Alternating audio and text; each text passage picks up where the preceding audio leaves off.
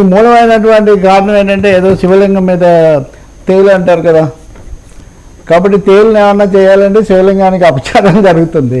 ఇక్కడ సాక్షాత్తు అదాని నరేంద్ర మోదీలతో ముడిపడి అంతర్జాతీయ స్థాయిలోకి వచ్చినటువంటి ఒక ఒప్పందం అయినప్పుడు చంద్రబాబు, కాబట్టి దాని మీద చర్య తీసుకోవడం ఇక్కడ జగన్ను దృష్టిలో పెట్టుకునే కాదు, మోదీని అదానిని మరీ ముఖ్యంగా దృష్టిలో పెట్టుకొని తీసుకోవాల్సి ఉంటుంది. చంద్రబాబు నాయుడు నిన్న మాట్లాడిన దాంట్లో సూటిగానే మాట్లాడాడు. అందులో ఈ విషయంలో ఆయన ఒక మాట అన్నాడు, దీంట్లో అవినీతి గురించి అమెరికా నుంచి పూర్తి స్థాయి నివేదిక రాకుండా మనం ఎట్లా ముందుకు వెళ్తామని ఆయన అన్నారు.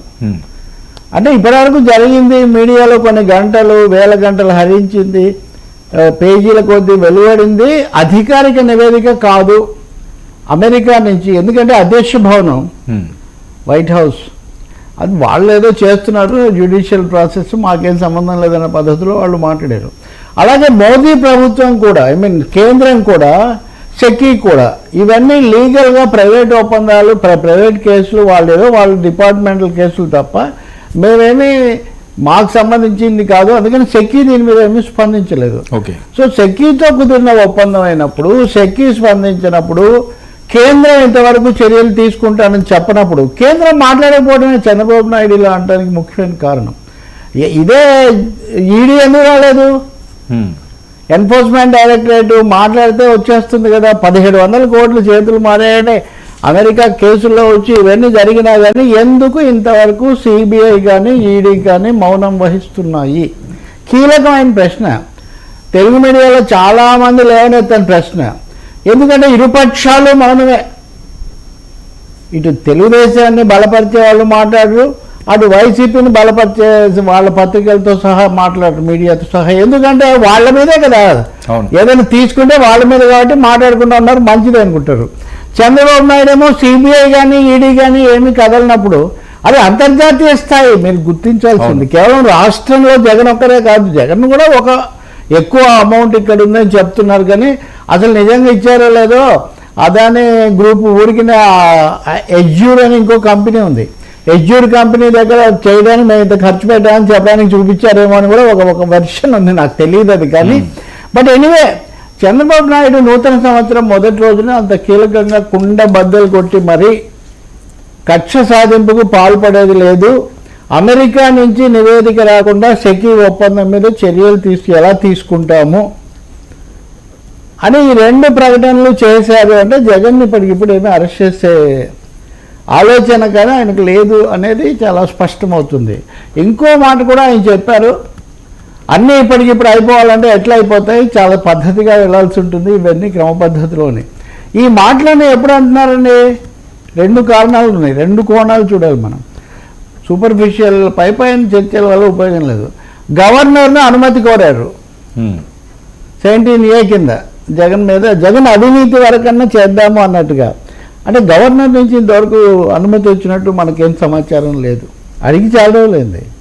కేటీఆర్ మీద చర్య తీసుకుంటామని రేవంత్ రెడ్డి అడిగితే ఇక్కడ గవర్నర్ జిష్ణుదేవ్ వర్మ తెలంగాణలో ఆయన అనుమతి ఇచ్చాడు. వీళ్ళు ఎఫ్ఐఆర్ ఇవన్నీ కూడా ఫైల్ చేయటాలు ఇవన్నీ అయిపోయినాయి. కేసు కూడా కేసీఆర్ వేసిన పిటిషన్ కూడా 4వ తారీఖు ఏదో కోర్టు విచారణ వాయిదా వేసింది. అందువల్ల ఇక్కడ ఒకటి చంద్రబాబు నాయుడు చెప్పింది అరెస్ట్ చేయబోట్లేదు, 3 హామీలు ఇచ్చాడు ఆయన. ఒకటి అమలు చేయట్లేదు, 2 ఒప్పందం రద్దు చేసుకుంటే కనుక మనం ఎక్కువ జరిమానా కట్టాల్సి వస్తుంది కాబట్టి ఒప్పందం రద్దు చేసుకోబోట్లేదు, 3వది కక్ష సాధింపు అనేది నేను సాధించబోట్లేదు తీవ్ర స్థాయిలో. అంటే దీనికి కూడా రాజకీయ కారణాలు ఉండుండొచ్చు, మరీ మీరు స్పీడ్గా వెళ్ళకండి. ఎందుకంటే చంద్రబాబు నాయుడు ఇప్పుడు పూర్తి స్వతంత్రుడు కాదు, ఆయన ఎన్డీఏ అనే ఒక కూటమిలో భాగస్వామి.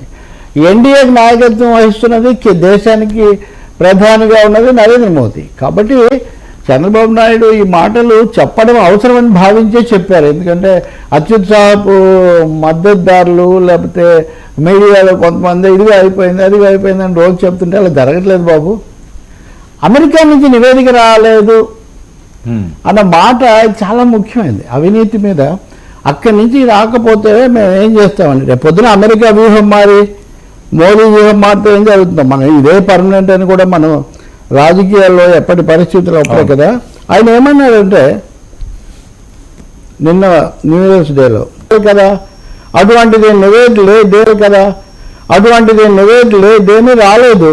నివేదిక రాకుండా ముందుకు వెళ్ళి చర్యలు తీసుకోలేము అని చెప్పారు.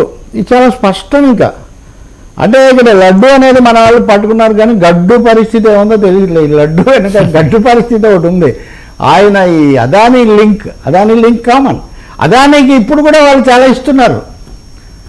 ఇది ప్రజెంట్ కంటిన్యూస్ టెన్స్, అది కొనసాగుతున్నటువంటి ప్రక్రియ. అందువల్ల ఇది చాలా కీలకమైన ప్రకటనగానే భావించాలి.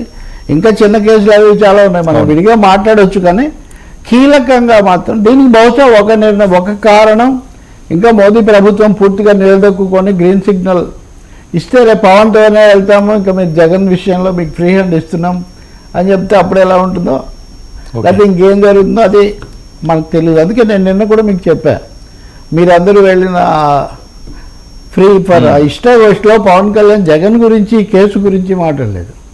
అవును, దీని గురించి మాట్లాడి 1200 కోట్లు మరి ఇదంతా ఉన్నప్పుడు ఎందుకు అంటే అది 1200 కోట్ల 1270 కోట్లు 1470 కోట్లు అది పక్కన పెట్టేసినట్టు కనిపిస్తుంది ప్రస్తుతానికి. ఎందుకంటే ఈయన కోసం కాదు, అదాని కోసం కావచ్చు. రెండోది ఒప్పందం రద్దు చేసుకోకుండా అరెస్ట్ చేయలేరు. అరెస్ట్ చేయటం కూడా ప్రక్రియ అనుకోండి, న్యాయంలో జరగాల్సింది. ఇప్పుడు జగన్ అరెస్ట్ చేయడం 12 ఏళ్ల కిందటే అరెస్ట్ అయ్యి 16 నెలల పాటు జైల్లో ఉన్న పెద్ద మనిషి కదా, కాబట్టి ఆయనకు ఇదేం కాదు. యా సార్, ఏంటి చంద్రబాబు విజన్ 2047 అంటే వైఎస్ జగన్మోహన్ రెడ్డి గారి విజన్ 2027 ఏంటి? జమిలీ వర్సెస్ అభివృద్ధి ఇదే తమాషా. ఇప్పుడు వాస్తవంగా న్యూ ఇయర్ 2025 గురించి మాట్లాడాలి. ఇప్పుడు ఆంధ్రప్రదేశ్లో చంద్రబాబు నాయుడు అంతా 2047 గురించే మాట్లాడుతున్నాడు. ఏ విషయం చూసినా 2047లో పోనీ అందులో ఉన్నవన్నీ చూద్దామంటే చాలా మామూలుగా పేదరికం, జీరో పేదరికం, ఆరోగ్యానికి ప్రాధాన్యత, ఇట్లాంటివి ఎప్పుడు ఉండే లక్ష్యాలే. 47 నాటికి ఏం జరుగుతాయనే విషయం అలా ఉంచి దీనికి విరుద్ధమైన ఇంకో అంశం కూడా ఉంది. అదేంటంటే ఆయన ఈ ప్రతి సమావేశంలో వీటి కోసం జరిపే వాటిలో ఒక విషయం చెప్తున్నాడు. పెట్టుబడులు పెట్టడానికి రండి, మా రాష్ట్రానికి రండి అని ఆహ్వానిస్తే అందరూ నన్ను ఒక ప్రశ్న ఇస్తున్నారు. అవునండి, మీరు మంచివాళ్ళు, బాగా చేస్తారు, సమర్థులు, సైబర్ సిటీ పెంచారు, ఇవన్నీ నిజమే. కానీ మిమ్మల్ని మీరున్నారని నమ్ముకొని వస్తే రేపు జగన్ గెలిస్తే మా పరిస్థితి ఏంటని వాళ్ళు నన్ను అడుగుతున్నారు అని ఆయన ప్రతి సమావేశంలో చెప్తున్నారు. అంటే అలా చెప్పడం ద్వారా జగన్ గెలిచే అవకాశం ఉంది, లేదా జగన్ గెలవచ్చు అని పారిశ్రామికవేత్తలు భావిస్తున్నారు, లేదా ప్రజల్లో అటువంటి ప్రశ్న ఉందని ఒక అభిప్రాయానికి అవకాశం ఇస్తున్నారా? మామూలుగా మాట్లాడట్లా. వాస్తవానికి ఇప్పుడే వచ్చే ఎన్నికల గురించి మాట్లాడక్కర్లేదు. కానీ పదే పదే పారిశ్రామికవేత్తలు కానీ, పెట్టుబడులు పెట్టేవాళ్ళు కానీ, రాజకీయ వర్గాలు కానీ, ఇందాక నేను మోదీ బీజేపీ గురించి కూడా చెప్పా కదా, అందువల్ల ఒక డైలమా, ఒక సంధి, అది కొనసాగుతూ ఉంది. కాబట్టి దీనికి కారణం ఏదైనా సరే 2047 గురించి మాట్లాడడం చాలా మంచిది అని ఆయన భావిస్తున్నారు. 2047 వరకు ఇది ఉండాలంటే ఒక విధంగా ఇది 2020. చంద్రబాబు నాయుడు గతంలో 2020 విజన్ తెచ్చాడు. ఎప్పుడు తెచ్చాడు? 2000 సంవత్సరంలో తెచ్చాడు. అప్పటికి అది 20 ఏళ్ళు. ఇప్పుడు 2024లో ఆయన 2047 గురించి మాట్లాడుతున్నాడు. అవును, అంటే ఏంటి? దాదాపు ఇప్పుడు కూడా అంతే, 20 ఏళ్ళు, 23 ఏళ్ళు.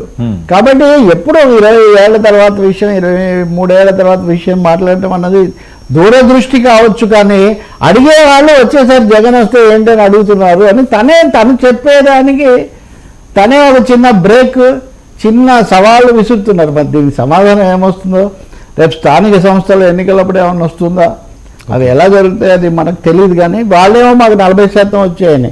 ఇప్పుడు మీరు చెప్పిన రెండోది, ఈయన 47 అంటుంటే ఆయన 27 అంటున్నాడు. ఇద్దరు 25 గురించి ఎక్కువగా మాట్లాడలేదు. 25లో ఇప్పుడు ఎందుకు 27 అంటున్నాడంటే మేము జమిలీ ఎన్నికలు వస్తాయి, మధ్యంతర ఎన్నికలు వస్తాయి, అప్పుడు మనం గెలుస్తాం, ఆ ప్రజలు రెడీగా ఉన్నారు, అసలు ఓడించినందుకు విచారిస్తున్నారు. ఇలాగా ఆయన కూడా చెప్పేవాడు. ఆయన అయినా కానీ పాపం మళ్ళీ రావడానికి 24 వరకు పట్టింది. ఇప్పుడు ఈయనేమో 27. సో ఇక్కడ మనకు వాళ్ళ సోషల్ మీడియాలో కానీ మధ్య కొంతమంది మొన్న సంచలన సర్వేలు చేసిన కొంతమంది కూడా ఈ అవకాశాలను మనం కొట్టిపాడేయలేము, ఇలాంటివన్నీ కూడా మాట్లాడుతున్నారు. ఇప్పుడు పారిశ్రామికవేత్తల వాళ్ళు అంటున్నారు కదా చూడండి అని కూడా. అంటే మేము 29 వరకు కూడా ఆగక్కర్లేదు, 27లోనే మేము, ఆయనేమో 2 ఏళ్ళు ముందుకు వస్తున్నాడు, ఈయనేమో 20 ఏళ్ళ తర్వాత అవతల మాట్లాడుతున్నాడు. తెలుగు ప్రజలకి మధ్యలో ఒక తికమక అవును. సృష్టించబడుతుంది తక్షణ ఇప్పుడు మంత్రివర్గ సమావేశం జరుగుతుంది, మన డిస్కషన్ అయిపోయేటప్పుడు కూడా అదే వస్తే రావచ్చేమో.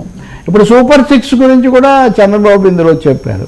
సూపర్ 6 అనేది 2047 సంబంధించింది కాదు కదా, ఇప్పటిది అన్నీ ఒకటే రోజులో కావు కదా, జాగ్రత్త పడాలి చేసుకోవాలి అనే పద్ధతిలో. కాబట్టి ఆచితూచి అడుగేయాలి తప్ప ఒక హడావుడి ఉంది పార్టీలో, తనని బలపరిచే వాళ్ళల్లో దూకు వాళ్ళని సంతృప్తి పరచడానికి